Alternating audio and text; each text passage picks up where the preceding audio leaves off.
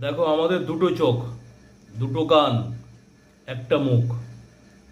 এখন মনে হতে পারে যে স্যার এটা তো আমি জানি, ছোট ছোট বাচ্চারাও জানে, আপনি কি পাগল হয়ে গেলেন? এর একটা কারণ আছে জানো। দুটো কান কেন? শোনো বেশি। দুটো চোখ কেন? দেখো বেশি। একটা মুখ কেন? অল্প বলো আর অল্প খাও। যত কম খাবে শরীর ভালো থাকবে, অসুখ বিসুখ হবে না। আর যত বেশি বলবে তত তোমার সম্মান থাকবে না, তোমাকে কেউ মানবে না। আর যত সারা দিন রাত বক বক বক বক করবে আর যত বেশি বলবে তত তুমি জীবনের লক্ষ্য থেকে ভ্রষ্ট হবে। কোনোদিন নিজের মাথা ঠিক রেখে, গোল ঠিক রেখে সেই গোলটাকে অ্যাচিভ করতে পারবে না। তাই অল্প বলো, যা বলবে ভেবে বলো।